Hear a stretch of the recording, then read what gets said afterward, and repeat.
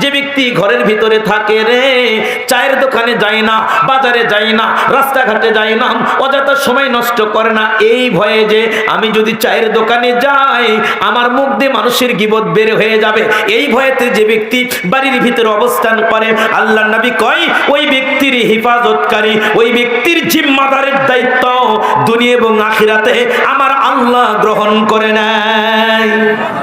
এজন্য গীবত যে ব্যক্তি করবে না, কোন মুসলমানের দোষ ত্রুটিকে গোপন রাখবে, ওমান সাতারা মুসলিমান সাতারুল্লাহ ফিদ দুনিয়া ওয়াল আখিরা, যে ব্যক্তি দুনিয়াতে কোন মানুষের দোষকে গোপন রাখবে রে, আমার আল্লাহ ওই ব্যক্তির দোষ দুনিয়া এবং আখিরাতে গোপন রাখবে।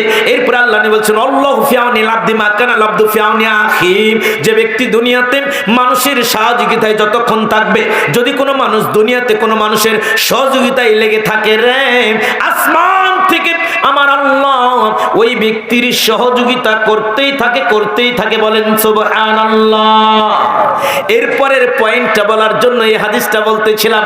আল্লাহ বলছেন ওমান সালাকা তরিকা ইয়ালতামিসু ফিহি ইলমা সাহালাল্লাহু বিহি তরিকান ইলাল জান্নাহ, যে ব্যক্তি ইলম নেওয়ার জন্য, ইলম অর্জনের জন্য কোনো পন্থা অবলম্বন করে, মাহফিলের আয়োজন করে অথবা মাদ্রাসা প্রতিষ্ঠা করেন, যে ব্যক্তি ইলম নেওয়ার জন্য কোন পন্থা অবলম্বন করে রে, আমার আল্লাহ ওই ব্যক্তির জন্য জান্নাতের পন্থাকে কবুল করে নেয়, বলেন সুবহানাল্লাহ। এরপরে হাদিস যেটা বলবো, এই হাদিসটা মুসনাদ আহমদ 21208 নাম্বার, এই হাদিসটা মিশকাতুল মাসাবি 212 নাম্বার হাদিস। আন কাসির ইবনে কাইস রাদিয়াল্লাহু তাআলা আনহু ক্বালা কুনতু জালিসান মা আবু দারদা ফি মসজিদি দামেস্ক। কাসির ইবনে কাইস বলতেছেন, দামেস্কের শহরে আবু দারদার নিকটে আমি কাসির ইবনে কাইস বসা আছি রে, হঠাৎ করে ফাজাউ রাজুলুন ফাকালা ইয়া আবু দারদাই, in this mean time a person came to near us, হঠাৎ করে একজন ব্যক্তি আমাদের নিকটে এসেলেন, এসে বলছেন এ আবু দারদা ইন্নী জিতুকা মিন মাদিনাতুর রাসূল, I have come from the town of the Medina. এ আল্লাহর নবীর সাহাবী আবু দারদা শোনো রে, আমি মদিনা শহর থেকে তোমার নিকটে এসেছি, লি হাদিসিন বালাগানি আন্নাকা তুহাদ্দিসু আন রাসূলিল্লাহি সাল্লাল্লাহু আলাইহি ওয়াসাল্লাম। আবু দারদা শোনো, ইলম নেওয়ার জন্য আমি এসেছি, নবীর হাদিস শোনার জন্য আমি এসেছি রে, আমি কোনো কিচ্ছা কাহিনী শোনার জন্য আসি নাই, আমি কোনো ব্যবসার কাজে আসি নাই, আমি কোনো আত্মীয়তার সম্পর্ক রক্ষা করার জন্য আসি নাই। মদিনা থেকে 900 মাইলের পথ অতিক্রম করে রে আবু দারদা জেনে রেখো, আমি তোমার নিকটে এসেছি একটা হাদিস শোনার জন্য, অতএব রাসূলের একটা হাদিস তুমি আমাকে জানাও। যেমন প্রশ্ন তেমনি উত্তর। আবু দারদা বলছেন, আগন্তুক শোনো, ফাইন্নী সামিতু রাসূলুল্লাহ সাল্লাল্লাহু আলাইহি ওয়াসাল্লাম, আমি আবু দারদা নবীর মুখে একটা হাদিস শুনেছিলাম। আল্লাহ নবী বলছেন, মান সালাকা তরিকা ইয়াতলুবু ফিহি ইলমা সালাকাল্লাহু বিহি তরিকাম মিন তুরুকিল জান্নাহ, যে ব্যক্তি ইলম নেওয়ার জন্য, যে ব্যক্তি ইলম অর্জনের জন্য বাড়ি থেকে বের হয়ে যায় রে, যে ব্যক্তি ইলম নেওয়ার জন্য বাড়ি থেকে রাস্তায় বেরিয়ে যায়, মোটরসাইকেলে যায়, অথবা পায়ে হেঁটে যায়, অথবা ভ্যানে চড়ে যায়, অথবা অটো দিয়ে যায়, ইলম নেওয়ার জন্য যে ব্যক্তি বাড়ি থেকে বেরিয়ে যায়, আমার আল্লাহ ওই ব্যক্তির জন্য জান্নাতের রাস্তাকে প্রশস্ত করে দেয়। এরপর আল্লাহ নবী বললেন যে নিশ্চয়ই যারা ইলম নেওয়ার জন্য বাড়ি থেকে বের হয়, তাদের পায়ের নিচে আল্লাহর সম্মানিত ফেরেশতাগণ তাদের পবিত্র ডানা বিছিয়ে দিয়ে তাদেরকে আল্লাহর উত্তম বান্দা হিসেবে কবুল করে নেয়, বলেন সুবহানাল্লাহ। যাদের পায়ের নিচে ফেরেশতাদের ডানা, তারা তো উত্তম ছাড়া অনুত্তম নয়, কথা বলেন ঠিক কিনা?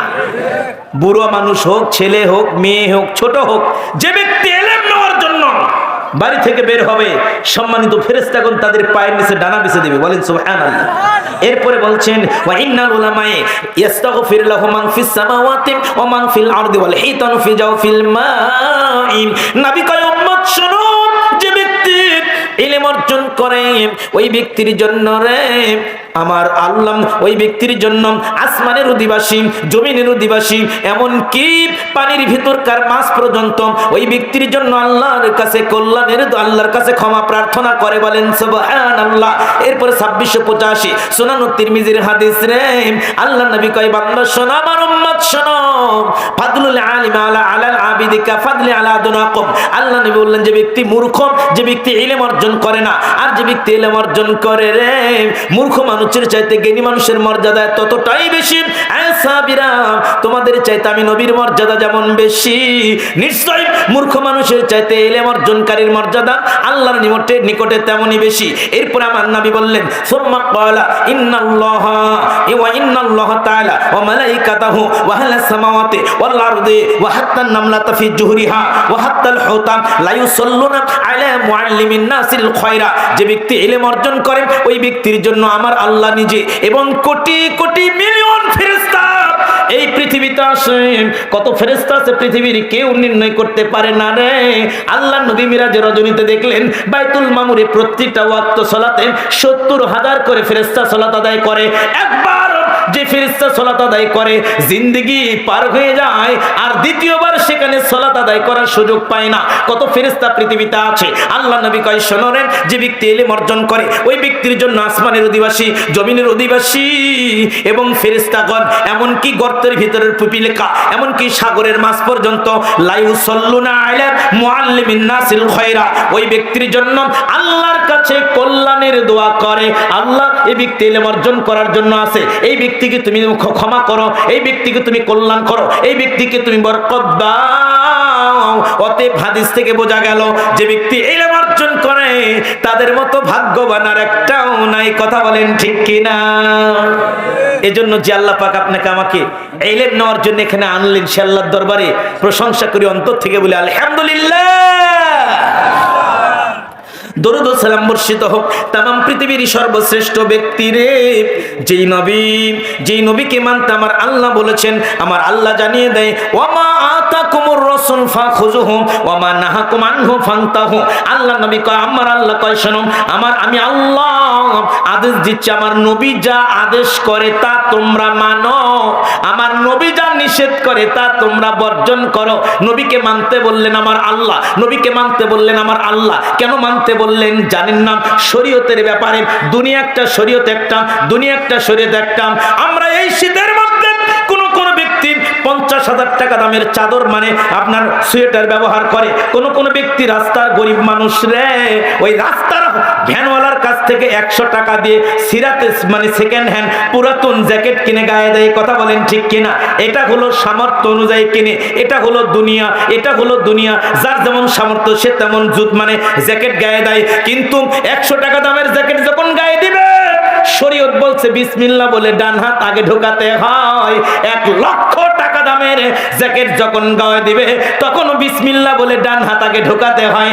এর নাম হলো শরীয়ত। একটা হলো দুনিয়া, আরেকটা হলো শরীয়ত। আপনি জুতা পরেন, একটা স্যান্ডেল 50 টাকা দাম, আর এই গ্রামের বড় লোক রে যে লন্ডনে থাকে, এক জোড়া জুতার দাম 1 লক্ষ টাকা। 1 লক্ষ টাকা দামের জুতা যখন, এই 1 লক্ষ টাকা দামের জুতা আর 50 টাকা দামের স্যান্ডেল, এটা হলো দুনিয়া, এটা হলো দুনিয়া, যার যেমন সামর্থ্য। কিন্তু শরীয়ত যখন মেনে নিবে, 50 টাকার স্যান্ডেল যখন পরবে বিসমিল্লাহ বলে ডান পা আগে দিবে, এবং 1 লক্ষ টাকা দামের জুতা যখন পরবে শরীয়তের বিধান হলো বিসমিল্লাহ বলে আগে ডান পা ঢোকাতে হবে। এই জন্য শরীয়ত একটা, দুনিয়া আরেকটা। আল্লাহ নবী উঠে চড়ে দোয়া করেছিলেন, সুবহানাল্লাযী সাখখারা লানা হাযা মা কুন্না লাহু মুকরিনিন ওয়া ইন্না ইলা রাব্বিনা লামুনকালিবুন। আল্লাহ নবীর উট পরিবর্তন হয়ে হেলিকপ্টার হয়েছে, মোটরসাইকেল হয়েছে, কিন্তু দোয়ার পরিবর্তন কিয়ামত পর্যন্ত কেউ করতে পারবে না। বাহনটা হলো দুনিয়া, দোয়াটা হলো শরীয়ত। শরীয়তের ব্যাপারে আমার আল্লাহ জানাই, ওমা ইয়ানতিকু আনিল হাওয়া ইন হুয়া ইল্লা ওয়াহয়ুহা। শরীয়তের ব্যাপারে আমার নবী নিজের নফসকে অনুসরণ করে একটা কথাও বলেনি রে। নবী যা বলেছে সব আমি আল্লাহর পক্ষ থেকে ওহী। এজন্য নবীরটা মানো। নবীরটা মানলে কি হয় আল্লাহ আরো জানায়, না আমার নবী যদি নিজের নফসকে অনুসরণ করে কোন কথা শরীয়তের মধ্যে চালিয়ে দিত রে, আমি আল্লাহ মুহাম্মদকে জবে করে ফেলতাম। চিন্তা করেছেন? মুহাম্মদ সাল্লাল্লাহু আলাইহি ওয়াসাল্লামের ক্ষমতা ছিল না, যতক্ষণ না আল্লাহর পক্ষ থেকে শরীয়তের ব্যাপারে কোনো অনুমতি পাবে ততক্ষণ পর্যন্ত আল্লাহর নবীর ক্ষমতা ছিল না শরীয়তের মধ্যে কোনো আমল ঢুকাবে। আর আমরা কত আমল করছি। মানুষ মারা গেলে কোরআন খতম দেওয়া, 3 দিনে খাবার আয়োজন করা, 7 দিনে কোরআন খতম দেওয়া, 40 করা। এই রমজান মাস আসতেছে, আমরা আহলাদিস দাবি করি, এরপরও মরা বাপের জন্য 100 জন লোককে ইফতার করাবো, অথচ হাদিসে নেই। এমনি ইফতার করা শরীয়তে নাই।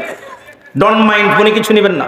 আপনাকে বলছি, প্রত্যেকটা মুসলমান যারা এখানে উপস্থিত, যাদের কানে আওয়াজ যায়, আমি বক্তা, এই মঞ্চের সভাপতি, সেক্রেটারি, এখানকার অতিথি, সবার জন্য ইসলাম দরকার। কেউ যেন ভাববেন না এই আলোচনা আমার জন্য না, তার জন্য, সবার জন্য আলোচনা। আল্লাহ কি বললেন? সূরা নিসা আয়াত নাম্বার 80, মাইতু রাসূলা ফাকাদ আতা আল্লাহ, যারা আমার নবীকে মানবে তারা যেন আমি আল্লাহকে মানলো। বলেন সুবহানাল্লাহ। কারণটা কি জানেন? কারণ হলো আল্লাহর নবী শরীয়তের মধ্যে যা বলেছে আল্লাহ থেকে ওহী নিয়ে বলেছে। এজন্য আল্লাহ বলছেন মাইতু রাসূলা ফাকাদ আতা আল্লাহ, যারা আমার নবীকে মানবে তারা যেন আমি আল্লাহকে মানলো। আমার আল্লাহ আরো জানায় সূরা ইমরানের ভিতর, এ নবী তুমি জানিয়ে দাও, তোমার উম্মতদেরকে তুমি জানিয়ে দাও রে, কুল ইন কুনতুম তুহিব্বুনাল্লাহ ফাত্তাবিউনি ইউহিব্বুকুমুল্লাহ ওয়া ইয়াগফির লাকুম যুনুবাকুম। নবী গো, তোমার উম্মতকে বলে দাও, তোমার এই উম্মতগুলো যদি আমি আল্লাহর ভালোবাসা পেতে চাই, আমি আল্লাহর দয়া পেতে চাই, আমি আল্লাহর ক্ষমা পেতে চাই, তারা যেন তোমাকে ভালোবাসে। নবী গো, তোমার সুন্নাতকে ভালোবাসে। আমরা কি নবীকে ভালোবাসি? কথা বলতে হবে। নবীকে ভালোবাসি না কারা কারা হাত তোলেন? নবীকে ভালোবাসি না কারা কারা হাত তোলেন? আমি কেন বললাম হাসেন না? আমি কিন্তু হাসার জন্য বলিনি। যেহেতু হাদিস আসছে কি জানেন, কোন বক্তা, কোন ব্যক্তি যদি মানুষকে হাসানোর জন্য কথা বলে, ওই ব্যক্তির প্রতি আল্লাহ এতটাই রাগ হয় যে ওই ব্যক্তিকে জাহান্নামে না ঢোকানো পর্যন্ত আল্লাহ তার উপর থেকে রাগ নিভান না। আর আমাদের দেশের বক্তাগের কালচারই হচ্ছে শুধু মানুষকে হাসানো। কথা বলেন ঠিক কিনা? এই গাইবান্ধার বক্তা 1,80,000 টাকা নেয় আর ছায়াছবির গান গেয়ে মানুষকে গান শোনায়। কথা বলেন ঠিক কিনা? এর জন্য আমি হাসানোর জন্য বলছি না, আমি এই জন্য বলছি যেহেতু আপনার কেউ হাত তোলেনি তার মানে আপনার নবীকে সবাই ভালোবাসেন। কথা বলেন ঠিক কিনা? কিন্তু কত লোককে আমি দেখতে পাচ্ছি দাড়ি ছাড়া, কত লোকের দেখতে পাচ্ছি দাড়ি ছাটা। এই লোকগুলো কি রাসূলকে ভালোবাসে? শোনেন, শরীয়তের গতিতে চলবে। মুসনাদ আহমদ 7172 নম্বরে চালাচ্ছেন, কুসু শরীফ আফুল লিহা, দাড়ি ছেড়ে দাও, বুক খাটো করো। মুসলিমের 259 নম্বরে হাদিস, আল্লাহ নবী বলেছেন, আমার নবী শরীফ ওই ফাইল লিহা, আমি নবী বলছি শোনো, আমার আল্লাহর আদেশ, আমার আল্লাহর আদেশ, আমার আল্লাহর আদেশ, তোমরা দাড়ি ছেড়ে দাও, বুক খাটো করো। যে ব্যক্তি দাড়ি ছাড়বে ও ব্যক্তি নবীর আদেশ অমান্য করবে, ও শয়তানের পদাঙ্ক অনুসরণ করবে। দাড়ি ছাটা যাবে না, দাড়ি ছেপ করে যাবে না, দাড়ি ছাড়তে হবে। এর প্রমাণে নবী থেকে কোন হাদিস আসমানের নিচে জমিনের উপরে নাই। প্রথম যে হাদিসটি বলেছি ওটাই ওই হাদিসের শেষে রয়েছে। ইবনু ওমরের ছেলে হজ উমরার সময় মাথার চুল মুন্ডন করতে হয়, ওই সময় তিনি এক মুশরিককে নিচে ছেড়েছিলেন। এটা ওমরের সন্তান আব্দুল্লাহ ইবনে ওমরের ব্যক্তিগত আমল। আর রাসূল থেকে 24টা হাদিস, দাড়ি ছেড়ে দিতে হবে। দাড়ির মাথা সাটিং কাটিং ফাটিং একটাও শরীয়তে চলবে না, সব হারাম, সব হারাম। এজন্য একটা শর্ত দিয়েছে, আমার আলোচনা সবার জন্য। ডোন্ট মাইন্ড, আপনার সাথে আমার কোনো শত্রুতা নেই, কিন্তু আপনার দাড়ির কোয়ালিটি দেখলে মনে হচ্ছে নিচে ব্রাশের মতো সমান করে রাখছেন। আপনি নিজেকে মুসলিম দাবি করেন? আল্লাহ বলেছেন আবার নবীকে মানো, নবীর ভালোবাসায় মুজ্জমান হও। দাড়ি সেভ করে জুমার দিনে দাড়ি সেটে মসজিদে গিয়ে নবীর ভালোবাসা আদায় করা মানে আমরা লুঙ্গি খুলে পাকড়ি বাঁধলে যেরকম বোকামি, দাড়ি সেভ করে দাড়ি সাথে নবীর ভালোবাসা দেখানো তেমনই বোকামি। সম্মানিত উপস্থিতি, বলছিলাম যে আল্লাহ বলেছেন, কুল ইন কুনতুম তুহিব্বুনাল্লাহ ফাত্তাবিউনি ইউহিব্বুকুমুল্লাহ ওয়া ইয়াগফির লাকুম যুনুবাকুম ওয়াল্লাহু গফুরুর রহিম। এ নবী তুমি বলে দাও, এরা যদি আমি আল্লাহর ভালোবাসা পেতে চাই, আমি আল্লাহর দয়া পেতে চাই রে, ওরা যেন তোমাকে ভালোবাসে, কি হবে? আমি আল্লাহ ওদেরকে ক্ষমা করে দিব। বলেন সুবহানাল্লাহ। এরপর আল্লাহ বলছেন সূরা নিসা আয়াত নাম্বার 65, এই একটা বলে এই পয়েন্টটা শেষ করে মূল আলোচনা চলে যাব। আল্লাহ বলছেন, আউযু বিল্লাহি মিনাশ শাইতানির রাজিম। বিশেষ ঘোষণা, মা বোনদেরকে বলছি চেপে চেপে বসেন, জায়গা বলে হচ্ছে না, এখন সামনের দিকে আসেন, চেপে বসেন। আর আপনার সামনের জায়গা ফাঁকা, বন্ধ করে বসবেন ইনশাআল্লাহ। আল্লাহ বলেছেন, ফালা ওয়া রাব্বিক, নবী গো আমি আল্লাহ আমার ইজ্জতের কসম করে বলছি। একটু ভাবেন, এই শোনেন, একটু ভাবেন, আপনাকে বলছি, আমি আমাকেও বলছি, একটু ভাবেন। আল্লাহ নবী বলেছেন ফালা ওয়া রাব্বিক, সূরা নিসা আয়াত নম্বর 65। আল্লাহ বলছেন যে হে নবী তোমার রবের কসম করে আমি আল্লাহ বলছি, আল্লাহ নিজে নিজের ইজ্জতের কসম খাই, সেই কথার দামটা কত বেশি আমি আপনাকে বোঝাতে পারবো না। ফালা রাব্বিক লা ইউমিনুনা হাত্তা ইউহাক্কিমুকা ফীমা শাজারা বাইনাহুম সুম্মা লা ইয়াজিদু ফী আনফুসিহিম হারাজাম মিম্মা কাদাই। হে নবী, আমি আল্লাহ আমার ইজ্জতের কসম খেয়ে বলছি রে, তোমরা ততক্ষণ পর্যন্ত ঈমানদার হতে পারবে না। এ আমার বান্দারা, এ আমার আদম সন্তান শোনো রে, আমি আল্লাহ আমার ইজ্জতের কসম করে বলছি, তোমরা ততক্ষণ পর্যন্ত মুমিন হতে পারবে না, তোমরা ঈমানদার হতে পারবে না যতক্ষণ পর্যন্ত না শরীয়তের মধ্যে যেখানে ইখতিলাফ আছে, গন্ডগোল আছে, সেখানে আমার নবীর আদেশকে দ্বিধাহীন ভাবে মানতে না পারবে, ততক্ষণ পর্যন্ত তুমি মুমিন না। এখন আমাদের মধ্যে ভেজাল আছে, ইখতিলাফ আছে। মানুষ মারা গেলে মৃত্যুর বাড়িতে কোরআন পড়ে, কথা বলেন পড়ে কি পড়ে না? এখনো মানুষ 20 টাকা 8 টাকা ইখতিলাফ করে। এখনো রমজান মাসে মানুষ একদল আছে টাকা দিয়ে ফিতরা দেয়, আরেক দল আছে চাল দিয়ে ফিতরা দেয়, কথা বলেন ঠিক কিনা? এখনো মানুষ মিনহা খলাকনাকুম বলে মানুষ দাপন করে রে, একদল করে বিসমিল্লাহ বলে, একদল বলে মিনহা খলাকনাকুম বলে, কথা বলেন ঠিক কিনা? এখনো মসজিদের ভিতরে রমজান মাসে ইতিকাফ অবস্থায় ইফতারির পরে মসজিদের বড় হুজুর মসজিদের মধ্যে বসে জর্দার কৌটা থেকে জর্দা বের করে জর্দা খায়, আর বলে এটা খাওয়া মাকরু। আরেক দল বলে হারাম। ইখতিলাফ আছে কি নাই? কথা বলেন আছে কি নাই? আছে।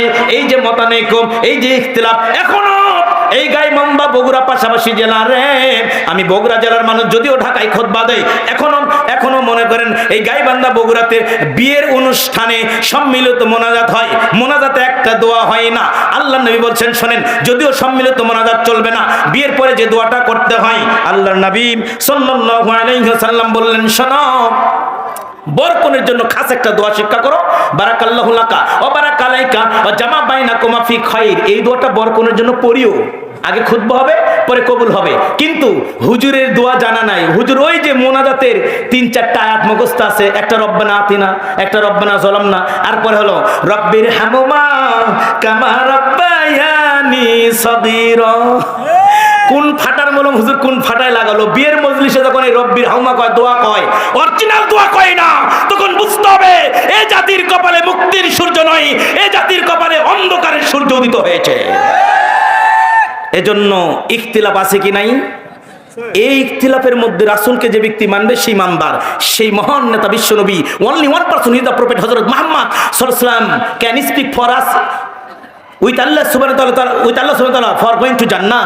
কিয়ামতের ময়দানে একমাত্র ব্যক্তি আল্লাহর সাথে কথা বলতে পারবেন, সুপারিশ করতে পারবেন আমাদেরকে জান্নাতে নিয়ে যাওয়ার জন্য, তিনি হলেন হযরত মুহাম্মদ সাল্লাল্লাহু আলাইহি ওয়াসাল্লাম। সেই মহান নেতা বিশ্বনবী দরবারে সবাই অন্তর থেকে দুরূদ ইব্রাহিম পড়ি, বলেন আল্লাহুম্মা সাল্লি আলা মুহাম্মাদ ওয়া আলা আলি মুহাম্মাদ কামা সাল্লাইতা আলা ইব্রাহিম ওয়া আলা আলি ইব্রাহিম ইন্নাকা হামিদুম মাজিদ। আল্লাহুম্মা বারিক আলা মুহাম্মাদ ওয়া আলা আলি মুহাম্মাদ কামা বারাকতা আলা ইব্রাহিম ওয়া আলা আলি ইব্রাহিম ইন্নাকা হামিদুম মাজিদ।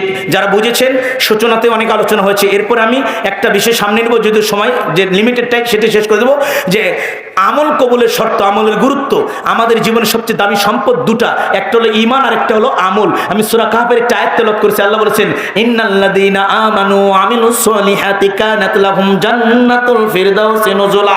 যারা ঈমান নিয়ে আসবে এরপরে আমল সলে করবে রে, আমি আল্লাহ তাদের জন্য জান্নাতুল ফিরদাউসের ব্যবস্থা করে রেখে দিয়েছি, বলেন সুবহানাল্লাহ। ঈমান আমল যার আছে সে আল্লাহর নিকট সবচেয়ে দামি মর্যাদাবান। ঈমান আমল দিয়ে জান্নাত পাওয়া যায়। চলে যাই মুসলিমের হাদিসের দিকে। আন আবি হুরায়রা রাদিয়াল্লাহু তাআলা আনহু ক্বালা রাসূলুল্লাহ, বলেন সাল্লাল্লাহু আলাইহি ওয়াসাল্লাম, ইন্নাল্লাহা লা ইয়ানজুরু ইলা সুওয়ারিকুম ওয়া আমওয়ালিকুম ওয়ালাকিন ইয়ানজুরু ইলা কুলুবিকুম ওয়া আমালিকুম। আল্লাহর নবী কয়, আমার উম্মত শোনো, নিশ্চয় আমার আল্লাহ পৃথিবীর কোন মানুষের চেহারা দেখে না, ধন সম্পদ দেখে না। আমার রব পৃথিবীর কোন মানুষের চেহারা দেখে না, ধন সম্পদ দেখে না রে। ওয়ালাকিন ইয়ানজুরু ইলা কুলুবিকুম ওয়া আমালিকুম। আমার আল্লাহ দেখে মানুষের অন্তর এবং মানুষের আমল। বিলাল বিন রাবাহ কালো মানুষ ছিল, কুৎসিত মানুষ ছিল, সাহাবীদের মধ্যে সবচেয়ে কালো সাহাবী ছিলেন বিলাল বিন রাবাহ। আল্লাহর নবী মিরাজ থেকে ফিরে এসে বলে, বিলাল তুমি আমাকে জানাও কি আমল তুমি করো। বিলাল, তুমি কি আমল করো রে? আমি যতবার জান্নাতে ঢুকলাম আমি দেখতে পেলাম বিলাল তুমি আমার আগে আগে জুতা পায়ে দিয়ে জান্নাতে ঢোকো। এ বিলাল, অন্য কোন সাহাবীকে আমি দেখলাম না, শুধু তোমাকেই দেখতে পেলাম, তুমি কি আমল করো আমাকে জানাও। বিলাল বিন রাবাহ বলে, নবী গো আমি তেমন কোনো আমল করি নাই, তবে যেদিন থেকে শুনেছি ওযু করার পরে ওযুর জন্য 2 রাকাত নফল সালাত আদায় করতে হয়। অনেকেই জানে না, অনেকেই জানলেও করে না। ওযুর জন্য 2 রাকাত নফল সালাত আদায় করতে হয়। আল্লাহর নবী সেই দিন থেকে আজ এখন পর্যন্ত আমি বিলাল বিন রাবাহ এই আমলটা আমি নিয়মিত করে এসেছি। আমার যখন ওযু ছুটে যায় তখনই আমি ওযু করি, ওযু করার পরে ওযুর জন্য 2 রাকাত সালাত আদায় করি। আল্লাহর নবী কয়, বিলাল এই আমলটা আমার রবের নিকটে এমন পছন্দ হয়েছে, এজন্য আমি দেখতে পেলাম তুমি আমার আগে আগে জুতা পরে পরে জান্নাতে প্রবেশ করছ। প্রত্যেকটা হাদিস যদি এভাবে ব্যাখ্যা করা যেত তাহলে ভালো লাগতো। আল্লাহর নবী কয়, আমার উম্মত শোনো, ইন্নাল্লাহা লা ইয়ানজুরু ইলা সুওয়ারিকুম ওয়া আমওয়ালিকুম ওয়ালাকিন ইয়ানজুরু ইলা কুলুবিকুম ওয়া আমালিকুম। নিশ্চয় আমার আল্লাহ পৃথিবীর কোনো মানুষের ধন সম্পদ দেখে না রে। নিশ্চয় আমার আল্লাহ পৃথিবীর কোনো মানুষের চেহারা দেখে না, আল্লাহ দেখে অন্তর এবং আমল। চলে যায় এরপরে হাদিসের দিকে। এই হাদিসটা বুখারী 6514 নাম্বার, মুসলিমের 2960 নাম্বার, মিশকাতের 5167 নাম্বার। আনাস বিন মালিক রাদিয়াল্লাহু তাআলা আনহু قال رسول الله বলেন না সাল্লাল্লাহু আলাইহি ওয়াসাল্লাম, ইয়াতবাউল মাইতা সালাসা ফায়ারজুসনা ইয়াবকা মা হুয়া হাদ ইয়াতবাউ আহলু মাল ওয়া আমালু ফায়ারজু আহলু মাল ওয়া ইয়াবকা আমালু। আল্লাহর নবী কয়, উম্মত রে যেদিন চলে আসবে মালাকুল মাউত, যেদিন চলে আসবে রে, যেদিন তোমাকে সাদা মার্কিন কাপড় পরে তোমার সব খুলে নিবে, তোমার সব চুষ করে নিবে। বিলাল বিন রাবাহ আল্লাহ নবী বলেন, উম্মত শোনো। আনাস রাদিয়াল্লাহু তাআলা আনহু হাদিসের রাবী আনাস কয়, আল্লাহ নবী বললেন, শোনো এ আমার উম্মত শোনো, যেদিন তোমাকে কবরে নিয়ে যাওয়া হবে সেদিন তোমার সাথে ওই কবর পর্যন্ত তিনটা জিনিস যাবে রে। একটা জিনিস যাবে তোমার আহাল পরিবার। মা মারা গেলে সন্তান লাশটা ঘাড়ে করে নিয়ে যায়, মা মারা গেলে সন্তান লাশটা ঘাড়ে করে নিয়ে যায়, ভাই মারা গেলে ভাই লাশটা ঘাড়ে করে নিয়ে যায়। এটাই দুনিয়ার রীতি। আহাল পরিবার যাবে, আত্মীয় স্বজন যায়, এরপরে যায় তোমার ধন সম্পদের গল্প বলবে। লোকটা মারা গেল, লোকটা এই গ্রামে 3টা বাড়ি ছিল, লোকটার গাইবান্ধা শহরে ব্যবসা ছিল, লোকটার রংপুরে ব্যবসা ছিল রে। এই গল্প কবর পর্যন্ত হয়। আল্লাহ নবী বলেন, আরেকটা জিনিস যায়, তার নাম হলো আমল। ফায়ারজু আহলু মাল ওয়া ইয়াবকা আমালুম। আল্লাহর নবী কয়, উম্মত রে কবর থেকে ফিরে চলে আসে আহাল পরিবার। মা যেই মা 9 মাস 10 দিন পেটে রাখলো, ওই মায়ের কবরের সঙ্গে কোনোদিন সন্তান হয় না রে। কবর থেকে ফিরে চলে আসে, ধন সম্পদের গল্প ফিরে চলে আসে। ওয়া ইয়াবকা আমালুম, একটা জিনিস তার কবরে থেকে যায়, তার নাম হলো তার আমল। বলেন সুবহানাল্লাহ, সুবহানাল্লাহি ওয়া বিহামদিহি সুবহানাল্লাহিল আযীম।